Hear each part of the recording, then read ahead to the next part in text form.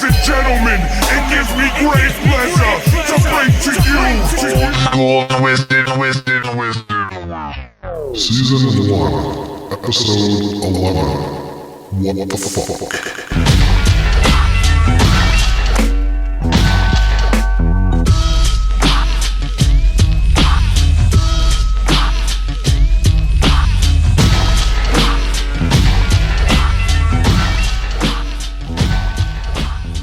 Welcome everyone to episode 11 of the Juggalo Rewind, Season 1, Mostasteless.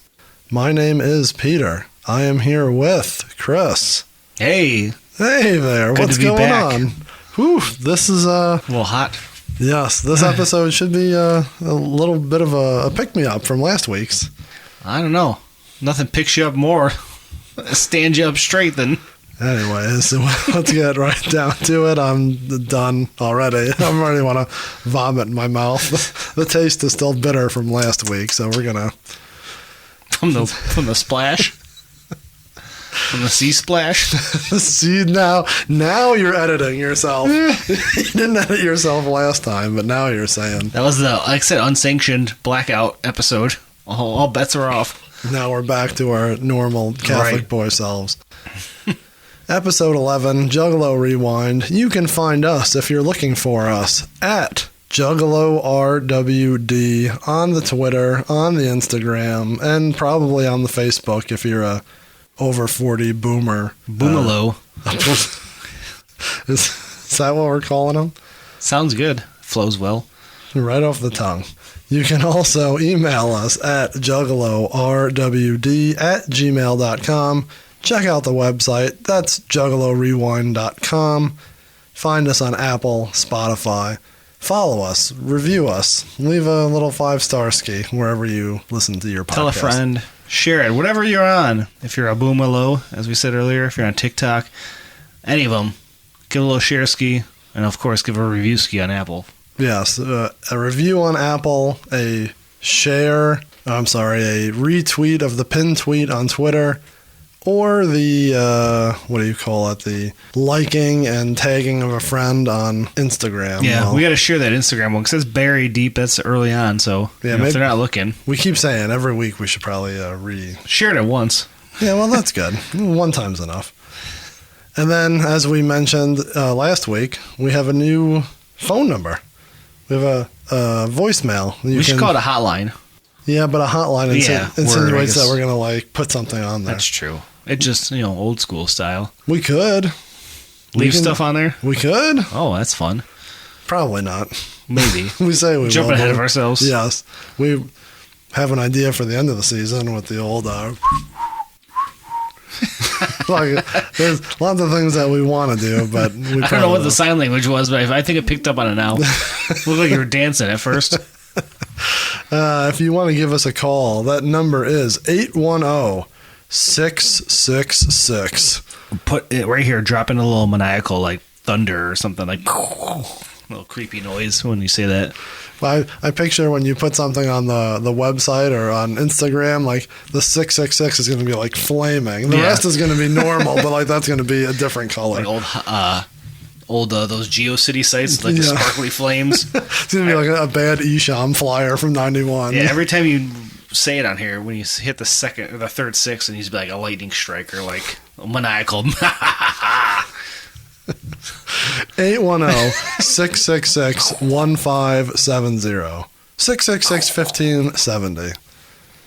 That's the number you can call to leave a message, complain, ask questions, or just say something funny, and maybe we'll make a segment of it. Yeah, hopefully that'd be fun. Yeah, we need more segments. We need more listeners. That's something We need to climb the rungs of that music. What is it? Conversations. Whatever the Apple category is we're on. Yeah, I think we're a music review. I forgot what it was called, but we were making some waves for a minute there. Yeah, I can't believe it. Nice little peak ski. So help us out on Apple. Let us keep shooting up that chart. What was that? Whoa, sorry. I was trying to look to see what we were labeled as on the old I believe it's like musical discussions. music commentary. Yeah, that's what it was. Weekly series. broadcast journalist. I think I just gave us another listen by accidentally clicking that. So we're skewing the numbers. If you really want to help us, just go on Spotify, start at season or episode 1, and just let it play. Let it play all night. Yeah, just overnight. Every Just let time it you go play. to bed, just let it go through the whole season. Let us lull you to sleep with talks of. As long as you don't wake up during last week's episode. Anyways, that's last week. This is this week. Have a certain kind of dream. We're talking what the fuck. We're talking what the fuck. It's a Scott Sumner produced song. Our man. This is his album. My man. My man. Ow. Most Hit my elbow on the wall. Most Sumner. Scott Sumner. Most Sumner. There's a shirt. That's going to be in the web store. That'll be good. We'll just Scott Sumner in the most tasteless font. Or whatever. That's actually not a bad idea. Get that going. And don't tell him. Don't tell that. We won't cut him in on the money like Then psychopathic. he'll call us back. He's used to getting stiffed on money. We already said the title track, right? What the fuck? Yes. We said that. Okay, just making sure. Well, you said it a few times, but I don't know if people knew you were just saying what the fuck at or if it was general at silliness. you, Yeah. or if it was at the track. Yeah. Time on this track, is that right? 4:32. Of course, there's nothing under 3 minutes in this goddamn album. No, there's a lot of long ones here. Track number, we have number 11 on the original Mostasteless, because we are episode 11. And it makes its way to the reissue at number 10. Close. What? I'm putting you on the spot. What does it follow on? I actually know this. Okay. This is where I was going with this. So, ironically enough, on the original, it follows She Ain't Afraid. So, Which is a fitting. yes, when you get through with that, you're like, what the fuck? Oh, yeah, what the fuck? On the reissue, I am pretty sure that it follows First Day Out. Okay. So, J Nuts, and then what the fuck? And then it's what the fuck. I'm pretty So confident. they both line up pretty well. Yeah, they both ride the wave of the Of something. of the jism. Just So this song finds its way on both of those, and it finds its way on a lot of other stuff, which we'll get into in a second. What the fuck was not on the demo, not one of the top 3 or the first 3, so we can't talk about Behind the Paint. just outside, it feels like. Thanks, Professor. Professor Tanay and Professor of Michigan football Yes. over here. It was, in fact, played on the House of Horrors tour when they opened for ICP. So of the, I believe, 5 tracks, 5 songs in the intro, maybe, it was on there. So It fits the vibe of those other songs. Like we'll get to that more on a wrap up episode of like sound and feel, because we've discussed this the entire season of the different most tasteless jumping from one to the other. But this one falls in line with those demo type tracks to me. yeah, we talked before about the watching Star Wars movies in a certain way, or listening to Joker's cards in a certain way. Right. You could almost, and we'll talk about that maybe at the end of the season, you could reorder this CD, and putting all those tracks together definitely has its own vibe. Mm-hmm. All the Sumner. So I bet all 5 of those that they played on the House of Horrors tour has their own, it's a good group together, good like you EP. said. That was put out there for the Juggalos who were just being exposed to Twiztid for the first time.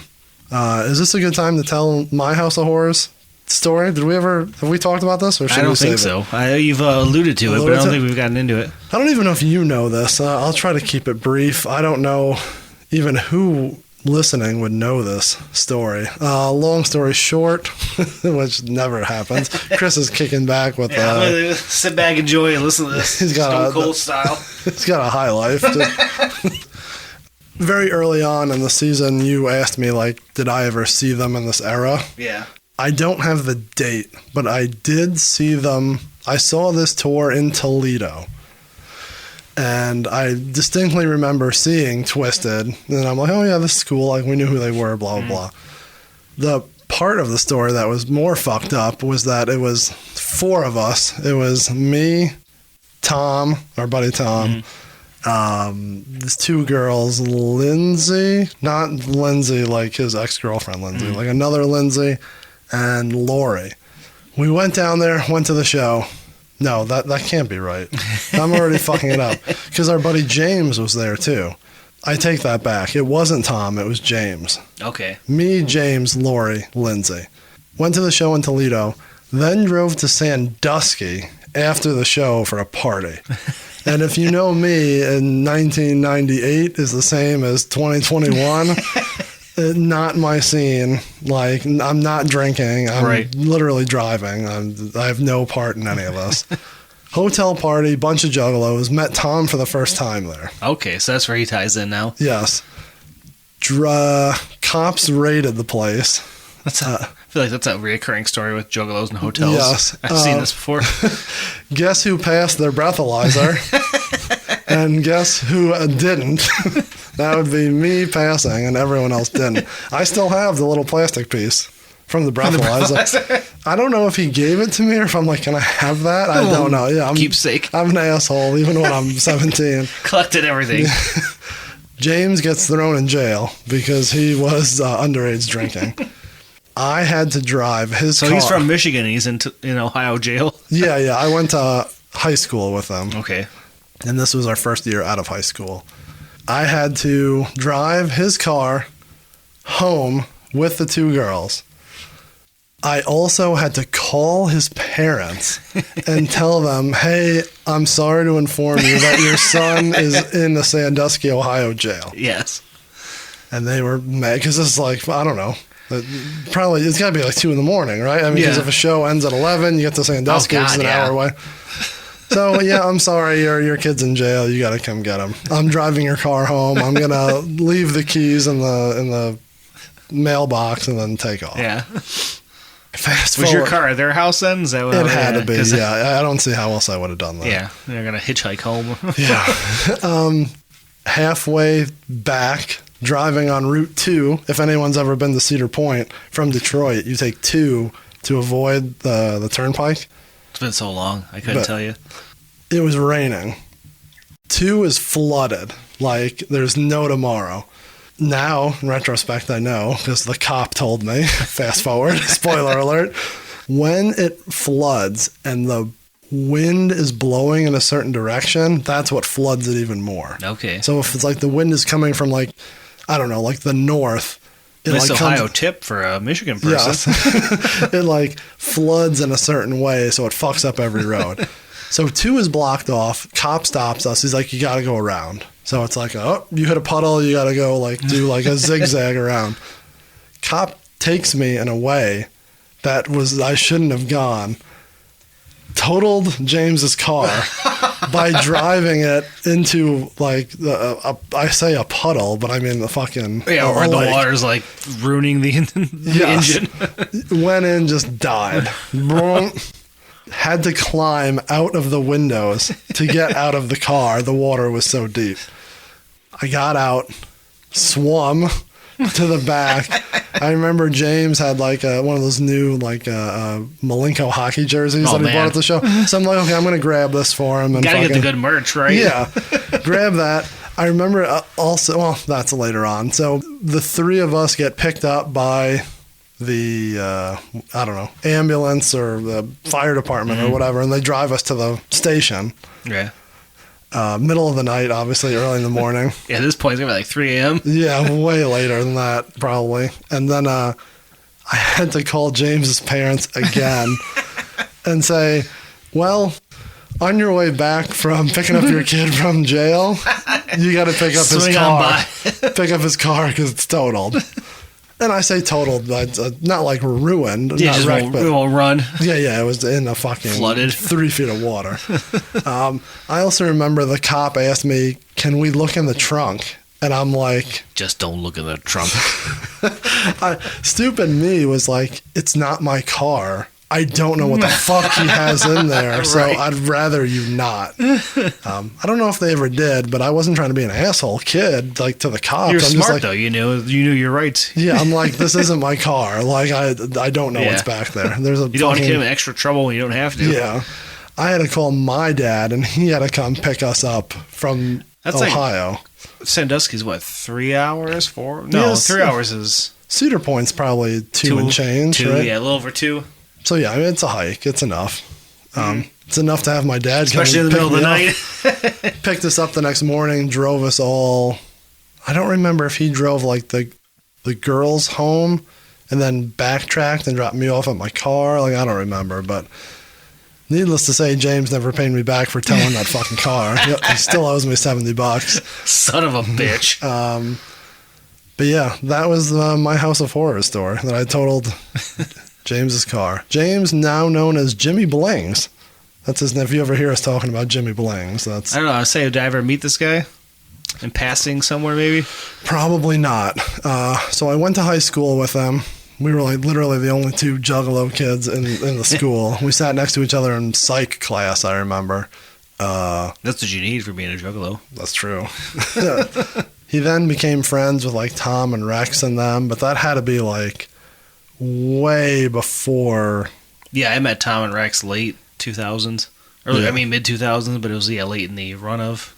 I don't think it was that late. IWF. 2001, 2002. Yeah. Yeah. So Early 2000s. But still, like, we weren't all like hanging out. Like, No. Knew him but from yeah, shows. James was like in that like early 2000s. Okay. He's come and gone. I think he's still doing his thing, but Dips his toes in the Juggalo culture a little that bit. I don't know. But yeah, he's still around. He's still doing things. I hope he's doing well. If he's listening to this, Jimmy Blings, hit me up. And give us a little review ski on Apple.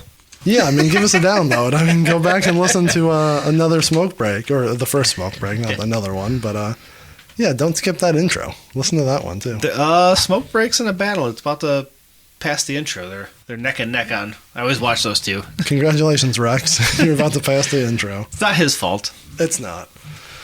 So that's my House of Horror story. I don't remember the show at all. I vaguely remember Twiztid playing. I don't remember ICP at all. What was the venue? I'm trying to think. Toledo, small, probably club. It wasn't no, it was bigger than a club, actually. It was. I've been to Toledo like for Bazaar, and it was that was at the sports arena, yeah, right? Sportsplex or whatever. Like, yeah, no, it wasn't that, but it wasn't. It was closer to that than a club. So like when Twiztid started playing their own tours, like the Freak Show tour, there was this shitty ass little bar that only had like a couple hundred people, and I feel like I've seen more than one show there. This was at a bigger arena. It was a good show, I guess. And then welcome to the House of Horrors. Sorry, that was just that's all I kept thinking of. so yeah, James's sweet ass car got. What was he driving? It was red. You know I'm not a car guy. Fuck, I don't know. It was. You said sweet, so I thought maybe. No, it wasn't sweet at all. It was a piece of shit. My sweet red Firebird with a big real life product sticker on the back window. You seen that rolling around Garden City? That was me. You knew what was up. You knew who that Juggalo was. All right, well, that's my House of Horrors story. James, hit us up. To be perfectly honest, I'm pretty sure I have James blocked on Facebook. So he's changed his name multiple times, so maybe he can find me. But yeah, that's another story for another day. Got political? Yes. Before being political was what it is now, he was on trendsetter on being out of control on Facebook. I think so, but I don't know. I always got along with James. I just lost track of him, so It happens. it does. Well, here we are, though, on What the Fuck. Yes. Let's see. We want to go what it's also found on. Well, I guess if we go in chronological order, let's start. We did the track. We did the time, right? We discussed that. Yes. Not that kind of chronological order. I mean the order of what the song ended up on. Sorry. So to skip around just a little bit and stay in chronological order, this song was also found on the Psychopathic Sampler 1998 CD, which is a tad before your time, right, Chris? Yeah, Because- I mean, I was listening then, but I was young and not hitting any events. My first event was at 99 in-store, where we were discussed a couple weeks ago or whatever, the Fat or Whack. Yeah, because that was sampler. your first Yeah. intro to Twiztid. So I had Great Malenko and things like that. Or, well, this was before Great Malenko, probably, right? No, this was mid-Malenko era. So yeah, I remember buying Malenko and bootlegging cassette tapes early on, but I was not in the loop of like hitting events and getting samplers and things like that. That's why I paid $1.99 for Fatter Whack. So they gave this away, although you probably would have paid for it. I probably paid for it in the end. They gave this away on the House of Horrors tour. It had Mr. Johnson's Head from ICP, had Stimulated Dome from Misery. And that was a good one. And it was the first psychopathic audio appearance by Twiztid, and it was What the Fuck. Okay, so that's their first psychopathic. Okay, now this... Oh, man, do I want to get into this now or not? Yeah, I'm going to dive into this now. Let's go. This is real weird. So, they gave this away on the House of Horrors tour. They will talk about this in a minute. Jay takes over the radio station. They play all three of these songs. He introduces Twiztid as the newest members of Psychopathic, Bones and Hectic. Oh, really? So he straight up says, this is Twiztid, it's Bones and Hectic. What we're gonna do right now is we're gonna get into some shit from Twiztid. Twiztid is from Detroit's East. Pick that shit up. Twiztid is from Detroit's East Side. Hectic and Bones, and they don't give a fuck. They got a little serial killer problem, you know what I'm saying? They dibble dabble in the occult a little bit, but we let shit like that slide at Psychopathic. So this is off their upcoming album, Mostasteless. This is Hectic and Bones. This is Twiztid for that bitch ass. Woo! Play the fuck. Hey, hold on. This is Twiztid for that bitch ass. Go ahead, play. So what the fuck? What the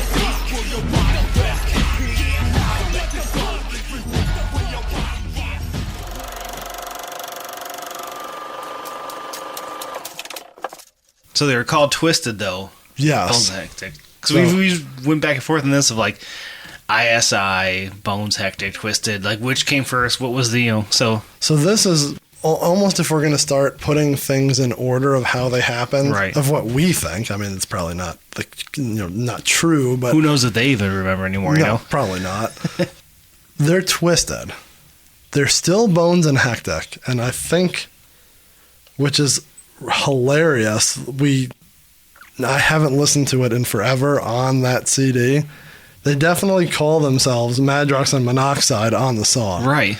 But on the sampler, which would have been after they recorded the song, so that's weird. It's a Sumner song. They're Bones and Hectic, but it's on the Psychopathic sampler. It was early enough where it was on the tour, but it wasn't one of the first 3 songs on the demo. So this is right on the edge of like... Right, it's all like jumbled up there. Yeah, like almost... If we want to... We should put this timeline together at the very end. Yeah. They bring 3 songs to Psychopathic. They like them. Psychopathic says, okay, bring us more. This has got to be like the first one they bring them back, right? Like we alluded to in the very beginning, it has that same sound and vibe, so it fits on that end.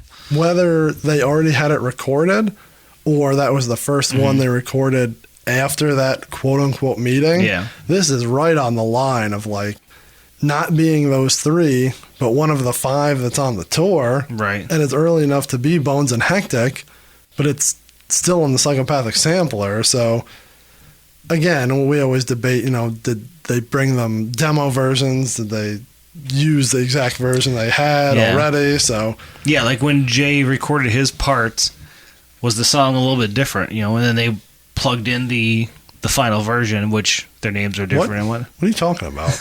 I was saying, on the sampler? When Jay introduced them as that on the sampler, like he might have recorded those parts before he even like knew what the song was. Right. That'd be hilarious. If he's like, okay, just plug that in later. Yeah, like I mean, he's like they're gonna have a new song, whatever. I'm gonna record my bits. They're like, what did you say? And he's like, I called it What the Fuck. And they're like, oh no, now we got to make a song called What the Fuck. Right, who knows? That'd be great. Like, so maybe he was just like, you got a new song, whatever the fuck it is, and they go, we'll just call it What the Fuck. Who knows? That's funny. So yeah, this is kind of blurring. It's either, depending on how you look at it, it's either blurring the lines of where everything falls, or it's kind of putting like a stake in where, okay, now everything's pre and post. Like the big thing that throws me off now is the ISI though, because I thought in my mind, the timeline, the blending of eras was like Bones Hectic, ISI, they changed their names and then changed it to Twiztid. But like the way this goes is it's Bones Hectic, Twiztid, ISI. Yeah, this song's all over the place. They're just like, whatever. We'll just throw it all in one Like, song. yeah, I'm thinking that they brought the demos and pitched the name ISI, and I guess at that point, Jay's like, no, we already have an acronym. You can't have an acronym as well, so we're gonna call you Twiztid. So You can't like wrestling, and you can't have an and you acronym. gotta put the Super Bowls bit on that song. I don't know why that's me. It's not me. I still think that ISI was just pitched as, not even pitched, that was just their crew name. I think just because Jay fucking said it in his book doesn't mean that it's But true. Twiztid, I dug this up in my investigative Jesus. journalism. All right, I'm going to step back while Chris blows himself on I'm this. going to post it. Make sure I dig this up and post it on Instagram and Twitter since it's a tweet. I found an old tweet from Twiztid where they confirmed that the original name was ISI. I think you did. You either shared that or you sent it to me. Yeah, I sent it to you. I did not share it on the web, but that was my investigative journalism. That was their original name they wanted. So I'm going to speculate that Jay changed it to Twiztid. Well, that's what he says in his book. See? Good job. I haven't read that book in 15, 20 years. What the hell you want from me? Congratulations on... But I confirmed it with Twiztid. With Twiztid, you confirmed it? Yep. Secondhand, but not smoke, but secondhand. How did you find that, by the way? I meant to ask you. It's like a 10-year-old tweet. What were you looking for? I don't divulge my secrets of how I investigate. I'm done. I'm like Columbo. Why do I even ask? Yeah, because you're a dumb goof. Just one more thing. You stumble on everything like fucking Barney That part Fife. is true. I definitely I still have the COVID brain, you know. Jesus Lingering. Christ. Lingering. As we said, it debuted on the Psychopathic Sampler 98. That was the first time that anyone heard of Twiztid on, not heard of them, but heard them like on an audio official release. And then we'll just go right into it was on the original Mostasteless. So let's pick it up from there. Okay. We are going to pause that for a second and go right into the lyrics, if you'd like. Mhm. You okay with that? Was it? We didn't mention it was on any other releases. No, because those come later on. Okay. Sometimes I like to... Save it for the end. Yeah, if it's... Chronological. If it doesn't have any changes, I think we like to... Okay. This is like a meeting on air here. If there's no changes, I think we can just throw it right at the beginning. Like, oh yeah, it's on this other fucking Yeah, CD. It's just on this dumping ground. The dumping grounds, as we call it. But when it's changed or when it has some kind of difference, I think we can go Okay. chronological. Yeah, that makes sense. You okay with that? Good to go. How many high lifes is that for Locked you and today? loaded. 5. Jesus Christ. 5? My God. Who told us that they like... was that our boy Kelly? That he told us that he likes the running bit of how many drinks you have He during did. an episode? Well, I'm here for the fans. That's the only reason I'm having these. Just the fans demand it. It's not because you have a bachelor weekend and you can just... It's not Bachelor because I had to put the kids to bed. It's not a real bet. For That me, was really, the Bachelor weekends if they were gone. Then it'd be like yeah, that's true. maybe Ohio State weekend. We'll do that. I have a bachelor weekend this weekend. Oh yeah. Yeah. I was supposed to have old ass shit. I was supposed to have a bed delivered and they got canceled. So So now you're here. now I get to sit and edit this podcast all weekend. That's fun. Watch college football. Nothing wrong with that. Order What? some pizza. Get some more high lifes. Yeah, I don't live the high life. You live the high life. What are we talking about? What the fuck? Have we What talked the fuck are we talking about?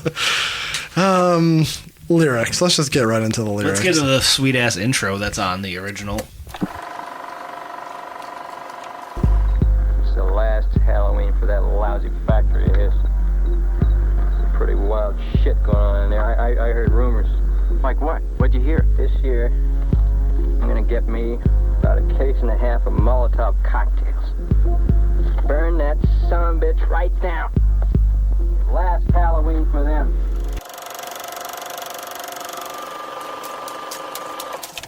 Oh yeah, Intro. You're an expert in this. Again, I will step back while you talk about what this intro is and where it's from. Well, we have 2 clips from Halloween 3, which at this point it's become common knowledge that Halloween 3 is awesome. Like, there was the little bit for a while where everyone ignored Halloween 3 and hated on it because it didn't have Michael Myers. And like the past 5 years, now everyone's like, oh shit, this movie's awesome. So it's good to see. It's getting its love. I still know someone that just posted about how 3 is terrible.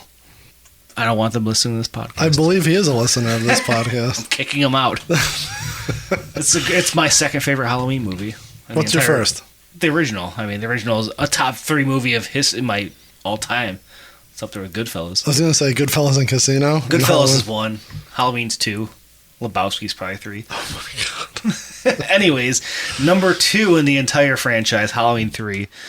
And so this part here, he just walked up out of the rain. I swear to God, that's all I seen. So that's at the very beginning. The gas station attendant finds the guy who's clutching the Halloween mask, screaming crazy. So he takes him to the hospital, and Dr. Chalice shows up. Pimp ass doctor, he's the man. Everyone loves him. Met him at Astronomicon. You have his autograph. Yeah, met him at the 3rd annual Astronomicon. I think so. Yeah, that was awesome. I was super nervous, marked down moment. So that's that first part, all the way up to, hey, can I leave now? And then you just hear the fuck you. So that's jumping deeper into the movie. And that's the homeless man that Dr. Chalice runs into in an alley and pays him in a nip of his bottle of whiskey to get more information about the factory, Silver Shamrocks. What do you know about a little nip of pocket whiskey? Nothing wrong with some warm pocket whiskey. This is straight from the party store, which the alley they go through, very dark, very dingy in this little tiny town. But they have a curfew, so that's why he has to sneak through the alleys. You know, no one could be out. So then the homeless man lets him know that there's a lot of crazy shit going up in that factory. I've heard some things, and Dr. Chalice has been trying to, among other things, bang the girl he's with and find out what's going on in the factory. He did a pretty good job of trying. He got that out of the way fast. He's two for 2 on that. He nailed that one. Speaking of the high life, that's true. When he jumps in the car, he calls his wife on the phone to say he has to go out for business. Oh, I gotta go. And so his wife's all upset with him, understandable, because he's a scumbag. Yeah. Then the girl he's with just wants to find out what happened to her dad in the movie. All he wants is a 6-pack of High Life he has on the phone to like run a party with her. He's like, yeah, got a long weekend with this chick. Then he realizes he's in for some things if you watch Halloween 3. But that's what the second part is when he's in the alley talking to the homeless guy, and he gives the rundown of the factory, and he's going to throw some Molotov cocktails in. It'll be the last Halloween for that factory. And that's the 2 parts of the intro, both from Halloween 3, one from the beginning, one from like the middle of the movie. You've spent more time talking about Halloween 3 than you have in the whole episode. The lyric deep dive. Anything else about Halloween 3 you want to talk about? No, I could, but I won't. Join me on Patreon where I do my commentary over Halloween 3. You want to talk about Halloween 3? I've seen it once, and that was last year. You got to watch it this year, right? You're going to. Please tell me you're going I don't have it. Do I still have your copy? I need to verify if any of the special features on the DVD are different from the Blu-ray. If not, you could have my DVD. All right, we'll make that trade scheme in a future episode. I think you still have it, actually. I don't think it's on my shelf. No, I don't. Maybe Jacob does. I would assume. He probably has my Lost DVDs, too. I have to take it from him then and give it to you. He probably has my Ring of Honor DVDs, too. From 10 years ago. And someone still has our Wrestling Road Diaries. I thought that was Rack who had that last. Me and him both had copies, but then they got transferred around. Anyways, back to the intro. Halloween 3, fantastic movie. Whoever is out there not watching it needs to, especially in this time of the year, if you're listening to this in October. Well, any time of year is a good time of year. That's true. Halfway to Halloween, watch it in like middle of summer. No wonder this song is 4 minutes and 32 seconds long. It's got a goddamn long-ass intro. Nothing wrong with this intro. Last week's intro was a little bit much. A little long. This one's just right. All right. And then it's funny that now I'm digging back to a couple weeks ago. We go right into the hook. We spend this whole time thinking about songs don't start with the hook. Yeah, but I think songs actually always start with. I don't know why we got on that kick. I don't know. I think a lot don't. Most don't. I think you were a couple high lifes deep thinking about the infinity of the song looping around. And I'm telling you, that's the goal. Is that song just plays forever. all right, we're not talking about that song anymore. We're talking about what the fuck. That song and this one kind of the same. You kind of get them confused, don't you? I kind of do. I get a lot of these. I got like 2 or 3 songs on the side of the CD. How does it feel? What the fuck kind of had that same vibe and tone to me? All right. It's because they sandwich the worst song on the CD. Maybe that's what it is. So we go right into the hook, which is Jamie Madrox and the first appearance of Blaze You Dead Homie. Yeah, I never knew this until you mentioned it. So let's go through the timeline again. This CD comes out in 1998, correct? Yes, right? Yeah. And then, so Blaze's EP doesn't come out until 2000. Is that? I thought it was 99, but... No, it came out at the Gathering of 2000. I mean, that's spring, but still, yeah. That's a huge... So, I mean, even if you're going Riders, that came out in the winter before, so you knew who he was. But like this, yeah, this was way before. So you didn't even really... I wonder if he's in the liner notes. That I'm not sure of. I don't have the booklet in front of me. He gets a little credit for singing the hook here. But this is the first actual appearance of Blaze. And then he's just yelling, so what the fuck? Yeah, what the fuck? Now you gotta make me think. No, he's singing the Increase the Deceased, Will Your Body Rest in Peace. I'm pretty sure. Pause.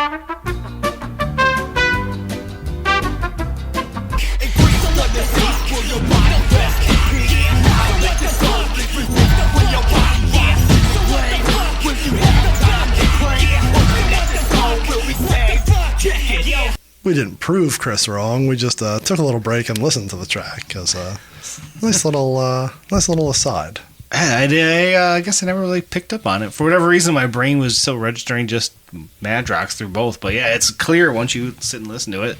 Yeah, it's maybe if you didn't know what was coming, you're just like, oh, this is like 2 people singing. Yeah, you didn't you're not like paying attention. You just assume it's like Madrox and Monoxide, Yeah. but it's like, oh no, that's the guy we know as Blaze. You dead homie. Big Chris, as you like to call him.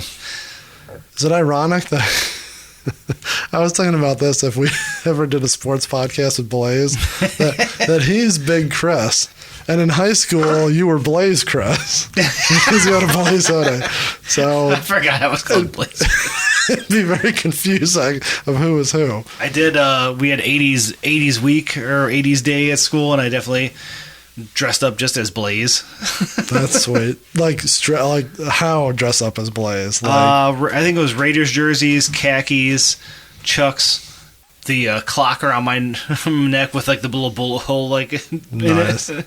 You didn't go like any further than that? I don't think I wore like a stocking on my head. I went to an in-store as Blaze, white shirt, bullet holes, bandana.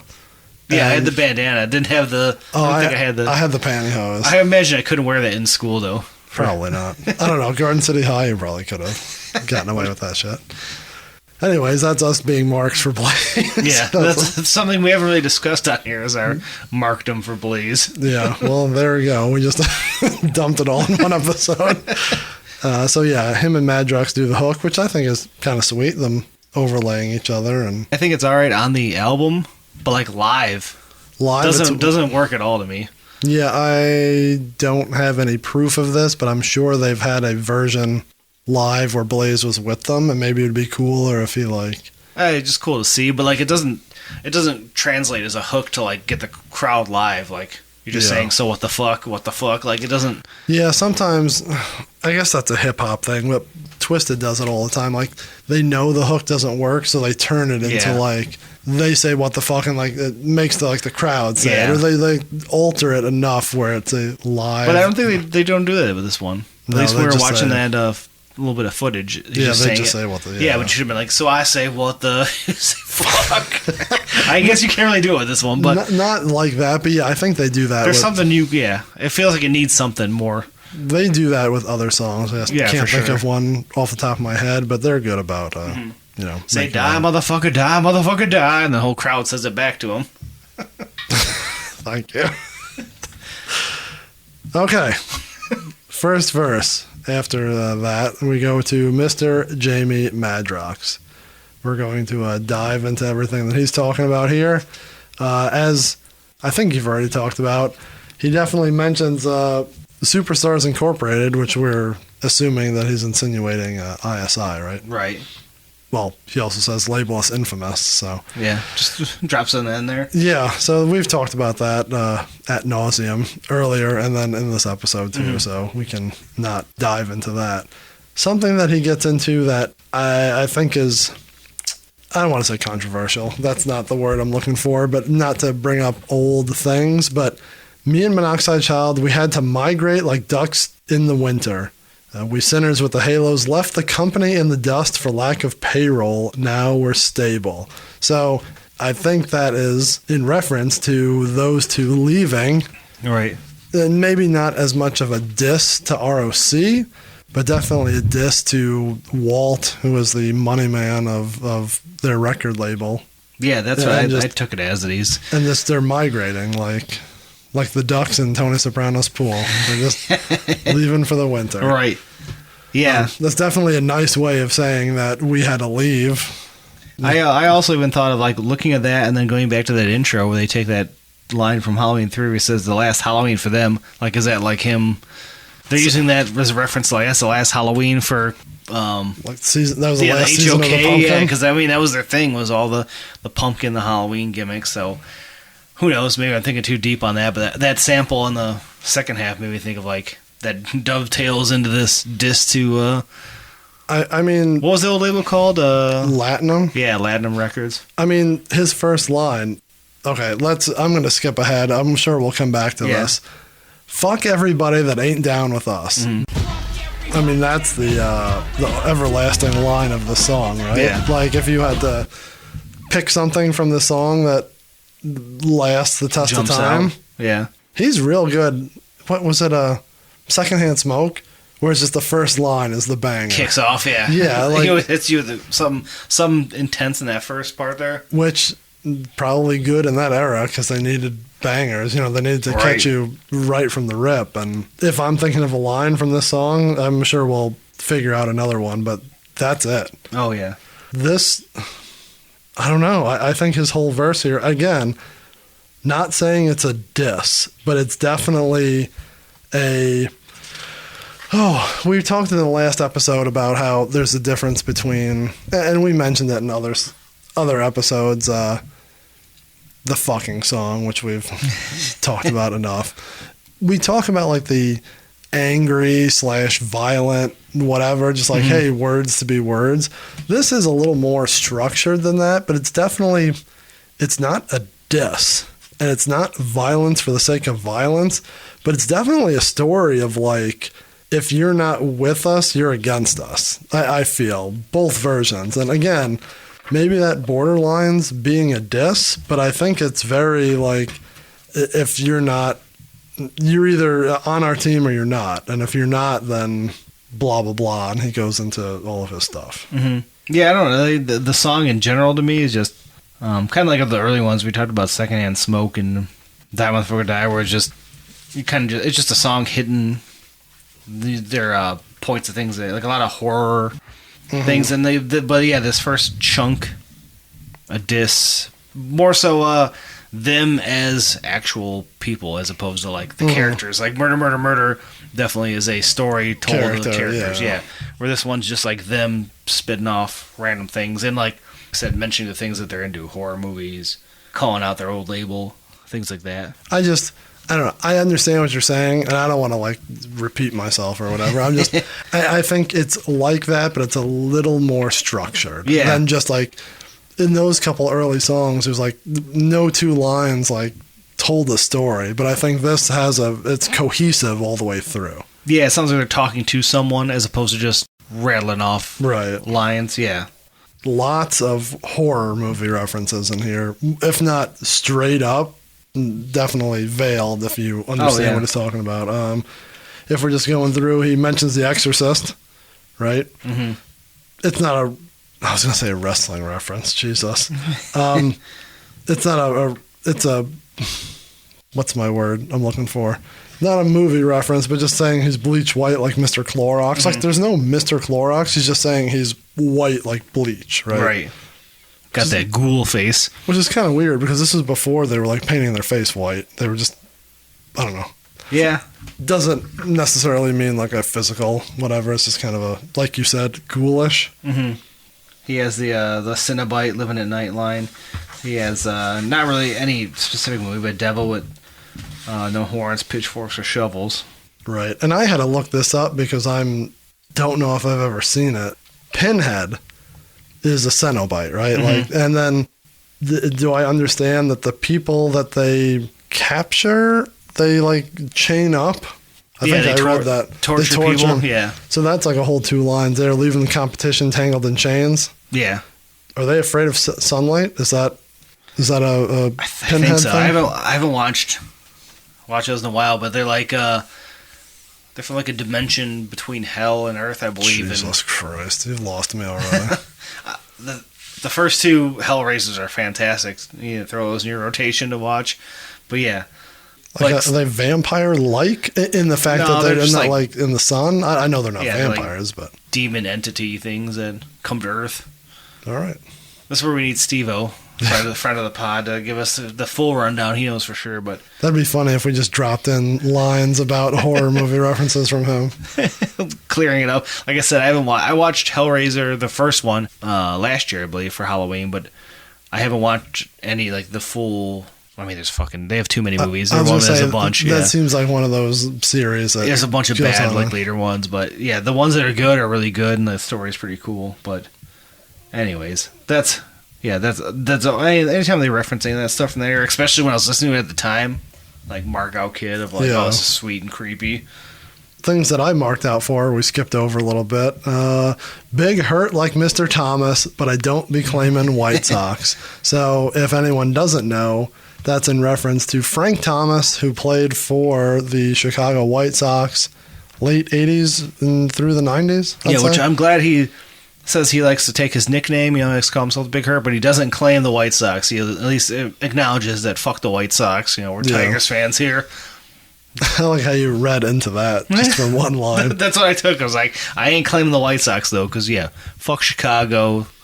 Any Chicago listeners, I love you, but, when it comes to the White Sox, the Blackhawks, the Bears, the Bulls, no sports. Who's the college basketball team? Are they from Chicago? With the nun? I know what you're talking about. Sister whoever? Yeah. Who they had that crazy run in the playoffs, and they ran to Michigan 2 years ago, and Michigan's like, beat that ass. I don't care if you're a nun. I don't care if you're a nun. This may not be a line that everyone references, but definitely the Louisville Slugger reference. It comes up in other times in the Big future. Blaze, I think, in one of his. Yeah, he makes it one of his things. Kids call me Cousin Louie. Sweet reference. And then in future years, Twiztid auctioned off a Louisville Slugger with, I think, Madrox's name inscribed on it. That's pretty cool. I could be wrong. Please send me an email or a phone call. I think Philly Tony, our buddy, may have that. That's a cool little piece of merchandise. If he doesn't have it, he did at one time, I think. We'll get some facts about that. They do a lot of bashing brains in, like this. There was a few songs bats, back. Well, at least bust your head open. Goddamn! At least Madrox uses a wooden Louisville Slugger and not the aluminum bat like Monoxide. So Monoxide is aluminum. We got Madrox and Blaze rocking the Louisville Sluggers. At least they know what's up. I respect that. Monoxide used up all his energy fucking the last episode. That's why he has to use aluminum. He's got a little extra oomph in his bat. That's what the cocaine was for. All right. And then we get are you done with that? There's something else I want to say, but we'll come back to it. I'm done, yeah. Okay, thank you. We get the hook again, Big Blaze, Mr. Madrox. Then we get into Monoxide's verse here. Tell you the truth, it's like this. Everybody can suck my dick. Again, right off the bat, they just let you know where they're at. Yeah. Again, violence for the sake of violence, but still telling a story. Not a story like First Day Out or Murder, Murder, Murder, but at least it's cohesive. Like Each line's following the next one. It's like a snowball rolling down the hill. Yeah. To me, he's saying, fuck everyone, telling not literally stories, but like, if you don't like me, I'm going to take your family hostage. Then he goes into, again, not a cult, but horror things like selling his soul. And, it all has that creepy, like I said, it's not actual horror references, but it's all like creepy horror themed. House of Crazy's vibes still, like those things like that. I'm doing my hands this little like you're like little dance with like it. the Vampiro move there. It's hard to describe, but like you read it and you're like, oh yeah, this is like horror song. Yeah, Like I think not horrorcore, because we hate that word. Yeah, but I think you've said before, like they paint a picture of a horror movie, and like you can just see it in your head. I do assume that this is a movie reference, and correct me if I'm wrong. Scream style with the masks and the hoods. Yeah, for sure. So it's got to be like because it's right after it came out too, a year or two. But yeah, then he gets into his weed talk, which you got to toss that in. Relieve the stress by sticking pencils in my chest. Also good they called out the internet early on, already shit-talking people on the internet. Good. Fuck them. Fuck the internet. Unless you're following us at Juggalo Rewind. We're here for the fun. We are. Now, there's a part here that we didn't talk about, but I think I'm not saying I'm right, but goes back to, it could be a little bit of a diss here. A little disky. God bless a bag of weed so I can get high and get back at you suckers in music with some shit to make your ears bleed. Proceed to talk that shit, it's all whack. Shit to make your ears bleed was going to be the name of the next House of Crazies CD. Oh, really? So I did not know that. Is that, I believe so. So again, not saying that's a ROC diss. I have gathered 20 years ago, which is crazy if this was this long ago. Again, we're not trying to dig up bad stuff. That's the opposite of what we're trying to do. I mean, they're all young kids at that point. None of them, I'm sure, give a two shits right now. Yeah. I think at the time, ROC felt that they dissed him on this CD. Yeah. I don't know what song it was, but I can only imagine it was this song. I mean, this and somebody dissing you, we didn't get into it in that song, but we've kind of discussed it afterwards. That some of it maybe jabs, but those two are not even just like him, just like at that era. The situation in general, Maybe just, like I said, young guys who are like, hey, we're signed. And we mentioned it, I think on somebody dissing you about puffing your chest out. Yeah, and ROC on our buddy Kelly's podcast, and he kind of discusses it. We're like, he had a different idea of what he wanted to do, and they did. And it seemed like, you just split, and at that point, you're like, you're hungry, you're angry, you're going to attack, what you left behind. And I think they all know now what they missed out on by being together. Like, all those lost years, it's not worth whatever. But yeah, at the time, maybe even if there was an amicable split, maybe just the fact that he was still on Latinum and still with the House of Crazy's name, them dissing that era or that genre or that like idea, right? Maybe he took that personally. Well, so the timeline of when he released the House of Crazy's album with Scraps. Oh God, did that come out after this album? Had to be. Yeah. Because that would for sure be a trigger to like get them to be pissed off for sure. Yeah. He's taking the name that the three of them had. But I think he actually said that because he put that out as a response to this, because he did the murder at the end of that last House of Crazy's CD, which I don't remember what it was, and then it was the house, and then it was something else. Yeah, it was always. I never really followed all that. Yeah. I mean, I imagine that all is that whole era of that, and like his track murder, them blowing up with it, and not blowing up with that one, but like taking it on a whole nother level.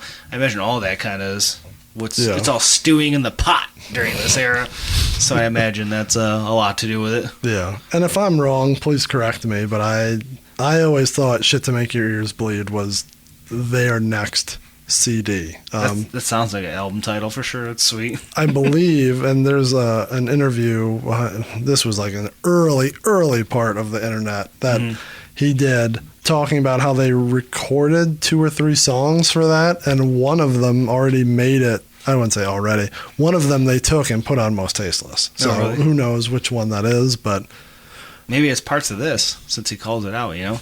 it could be. There's some other real funny parts of that interview if you go digging on the internet. But yeah, that's not for this, but it's definitely interesting time in Twiztid / HOK era that if they didn't, I'll just get into it real quick. He mentions about right at the time that, so this is what, I'm sorry, 98. I think the interview may have been like 99 or 2000, not even that far. It was probably like early 99. Because, well, I mean, once 2000 rolls around, I feel like all this stuff seems so... In the past, Yeah. It's like ancient. It's like watching a college football game from 2010, and you're like, God, it's so grainy, Yeah. but it was only like 10 years ago. And this is just a year and a half, and it's Yeah. like...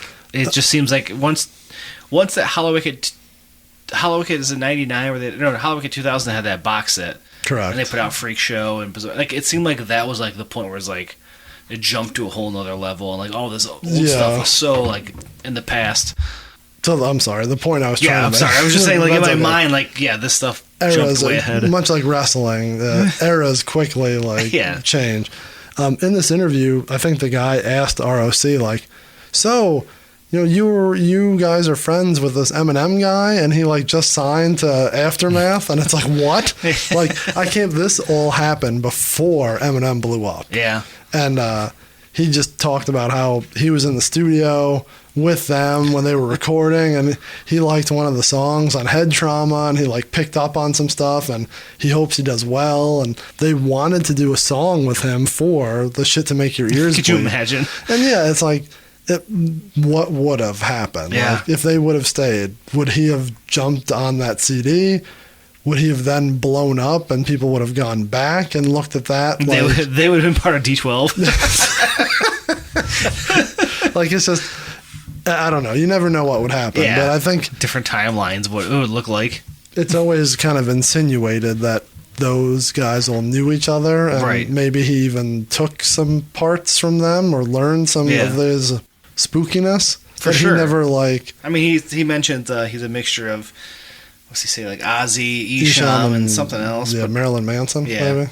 But he was always, around the ICP. And there's that footage of him opening for House of Crazies on Yeah. YouTube you can find. It's just so wild to watch. Like, it's fucking nuts. Not what could have been, because it's not like something didn't happen, but just that era of music and what spun out of it. It's just, fun watching that and thinking of like, all right, what this guy's about to become one of the biggest stars in Yeah. all of music history. and It's fucking wild. The time frame. This is before he got signed, Yeah. and they're talking about him like he's just like, oh yeah, he's about to get signed. Like, what? Yeah, because I mean that's not that far off. That once he does, and like some shit he drops, and like he's kind of big then, and then a couple years later he just becomes like astronomical. Like it's so wild that. But even at that time, that first CD was huge. Oh yeah. And then it just steamrolled from there, which is Yeah. insane. What are we talking about? Is this an Eminem podcast? We've been just back to the old days of Eminem opening for House of Crazies, and he was going to be on the last HOK album and whatnot. So Oh my god. All right. So we're running long here, so we should probably start. Wrap it up. I knew there was going to be a lot on this episode. we didn't so- think an Eminem tangent would happen. No, that was a good 10 minutes. Apologies to everyone. Is there anything? No, I think that's all for Monoxide's verse, right? He ends with ISI on this bitch, which is kind of funny. So that's What the Fuck, the original Mostasteless. It then finds its way onto the reissue a couple months later, 9 months later, with a couple edits, which we talked about in earlier episodes. It's very odd Which what words they pick. edit. So let's go back through. Madrox's verse, they edit. Police told to shoot on sight. You think they might? If they do, I'll return fire at rapid speeds. They edit the word fire. Mm-hmm. Again, it was the same. What song was that they edited? Was that Die, motherfucker, die. Where instead of editing like cops, they edit like weird like verbs and not who they're shooting. This one, I guess, fits more because you're editing out the actual act. Like fire is the returning of fire. Yeah. I don't know. Why wouldn't you? If you're worried about cop killing, why wouldn't you edit police? Yeah. So you edit fire. Yeah, because you're fine in other spots saying killing and murdering and shooting. And then you go to Monoxide's verse and they edit, I've got your family held hostage. They edit out hostage. Yeah, I don't know that one. That's a real weird one to me because was there like a... That's why I always try to think of like because Columbine comes to mind of like what happens. Like they didn't have hostages, did they? And I'm thinking of like... I mean... Technically, a school shooting is the hostage situation, but not like... well, what was the other one? The Waco? Waco, that's what I was thinking of hostages. Like, how far off was that? Those are the things that I think of like... And then the last one that they edit is, I think, even weirder than the other two. Again, in Monoxide's verse, constant struggle to get to the top. Increase the deceased, let it pop, then watch him drop. Unless my lyrics are wrong... They edit drop. Yeah, that doesn't make any sense. Like, I don't know. I'd like to think that maybe he says something else, but that's what my no, that's what I always. Because when we listen nowadays, you're listening to the original and it's not edited, right? So correct. That's what I always hear. Well, Island didn't like it, so again, I think it goes back to Columbine. That was around that time. You're talking about shooting people. I think just general shooting, like stabbing, fine, axing. Stabbing, murdering, shooting, chopping, hatching. The shooting is what I think what stands out is that... So let it pop. You think they edit out pop, though, not drop. Yeah. He doesn't even say anything about a gun. Just saying pop insinuates gun. That was my guess. What about Daddy was a pistol and I'm the son of a gun? That's just jizz. That's a whole nother type of gun. Different thing, unloading. on your what and where? God, are we ever not going to talk about that episode? All right. So those are the edits that we can't get through one episode without mentioning Madrox's dick at some point and what he does with it. And what he does with it and how big it is. The underlying story of Most Tasteless.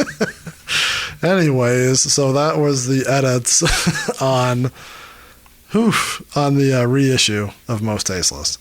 Fast forward a little bit to the gathering of the Juggalos 2000, and Cryptic Collections is sold, given out. God, I can't think of the word I'm looking for. Released is the word. Released. Cryptic Collections is released. And there is a remix version, quote unquote, of the song. They call it the Extra Crispy Remix. I don't know what's crispy about it, but... I just think of like those, you go to them like party store gas station, and they got the fried chicken or roasted chicken, like crispy chicken they call it with the K, just like Juggalos with the K's and Z's.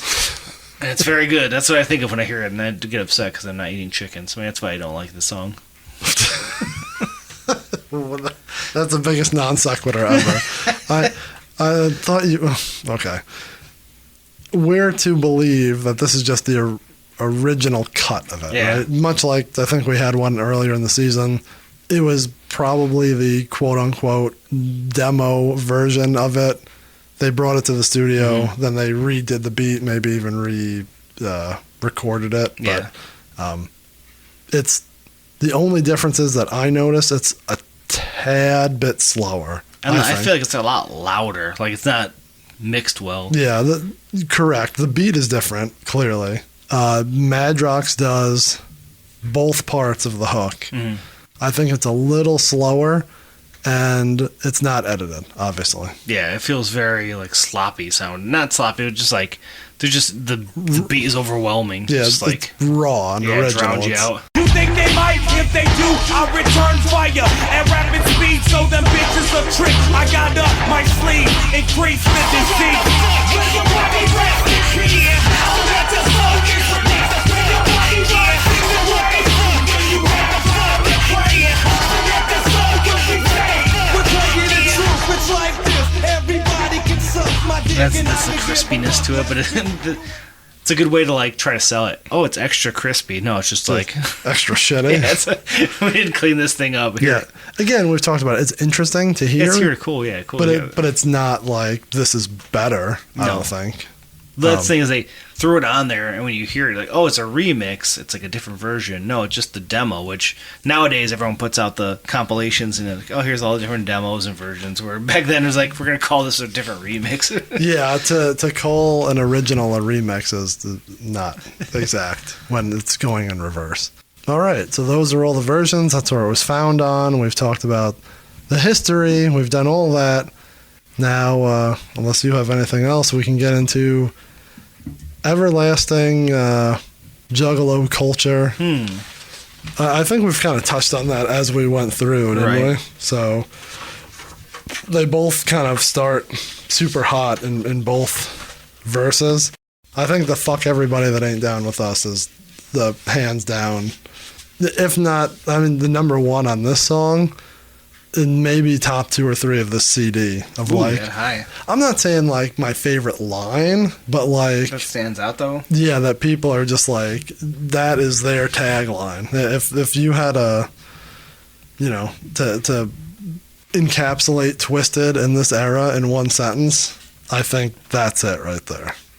Yeah, I mean, I guess that kind of builds on as they go along to like the next one with like, I'm different and you're outsiders and that, like, yeah, maybe that line is like the first jumping off point of them being like, you're not part of the crew, we don't give a fuck. Like that was almost always a thing with ICP and Psychopathic, but yeah, Twiztid, as you said, early on and as they kind of grew their fan base, that was like the thing for sure, is like, fuck everyone else. Yeah, and definitely like that's, I think we already talked about, I think this song for sure is just you're with us or against us. Yeah. And if you're not with us, then we're, you know.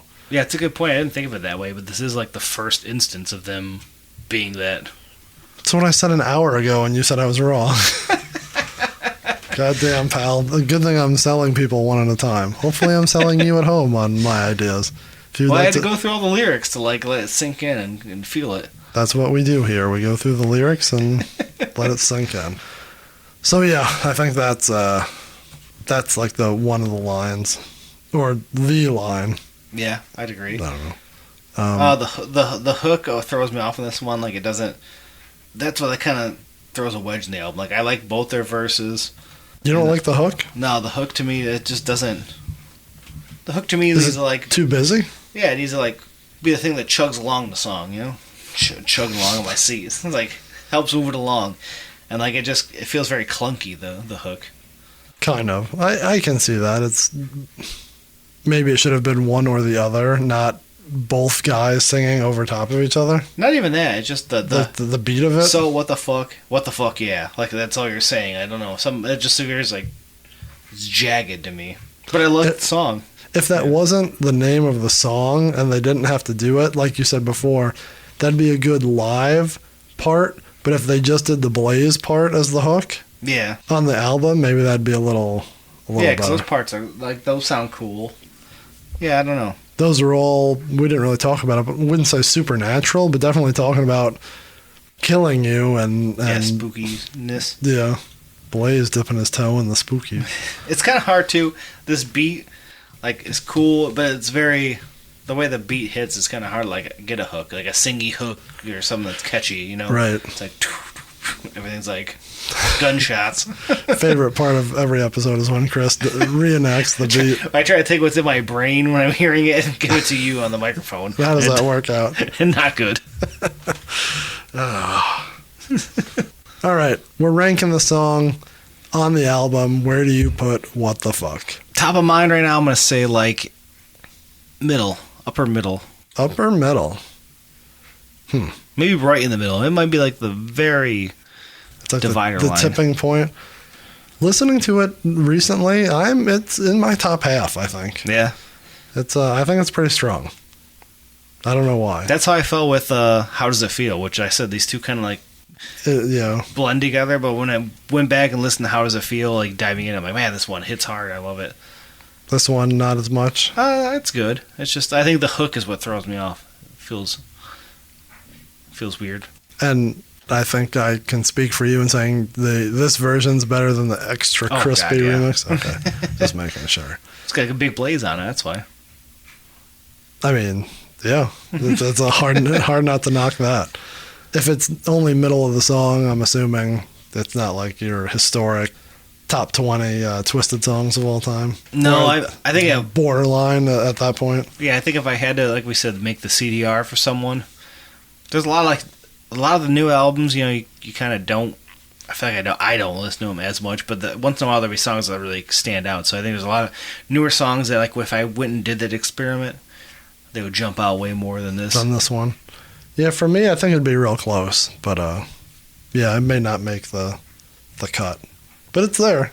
It's in the conversation, I think. I think I have too many from this album that I would put on that, so that's it's hard the problem. Yeah. We would start from the beginning. You'd start dumping them all, and then three CDs in, you'd be like, you gotta make still some cuts. have 10 more to go, so I can't do it. But I think this is a good track overall. Yeah, it's not lost. It's not a skipper. Yeah. A few of them have been recalled. Yeah. It's a worthwhile song and a worthwhile episode. We've definitely spent a lot of time on this. This is our longest one, probably. It's pretty close, but we had a lot going on. We had a lot of stories. We dove deep into the lots of different ways, but that's what we do here. We hope you stuck around and we're on the home stretch now. Home stretch now on this. We'll make up for it next week when we have the shortest episode ever. So stick with us now, and then next week will be a shorty boy. Anything else you want to talk about with episode 11 for What the Fuck? Just if you haven't watched Halloween 3, make sure you do it. Jesus, that's what derailed us early, was Chris talking about Halloween 3. Anyways, if you're done, I'm done. I'm good to go. Alrighty, this has been the Juggalo Rewind podcast, episode 11, What the Fuck? What the fuck? Find us on Twitter and Instagram at JuggaloRWD. Find us on Facebook for all you boomer juggalos, you boomer-alos, or whatever Chris called them. Email us, juggalorwd@gmail.com. You're obviously listening to us somewhere. Find us, save us, review us, subscribe to us. Tell a friend. Tell a friend is the most important thing. I can do without all the other stuff, but just tell someone. As long as you get one other person listening to us, that's all we ask. That's all we need. And then if you want to give us a phone call, leave us a message. If you don't like the email and you like the phone call, give us a call at 810-666. Are you okay over there? Are you the dog making a weird noise? 1570. That's 810-666-1570. Leave us a voicemail. Let us know what's going on, and we'll either answer you or talk about you in a later episode, or just put your voicemail on an episode and make fun of you. Either one. That's all I got. Chris is wrapping things up, so I think this is time we bid you adieu. This is the last Halloween for that factory. On that note, we gotta go. Thank you. Goodbye. Last Halloween for that factory. Fuck. All music played in this episode and in this entire season is owned by the respective publishers and copyright holders, and is reproduced for review purposes only under fair use. Season 1 of the Juggalo Rewind, Mostasteless, has been produced and distributed with full permission from Magic Ninja Entertainment. Thank you to George, Mike, Dustin, and Twiztid, and everyone at Magic Ninja for allowing us to do this podcast for you.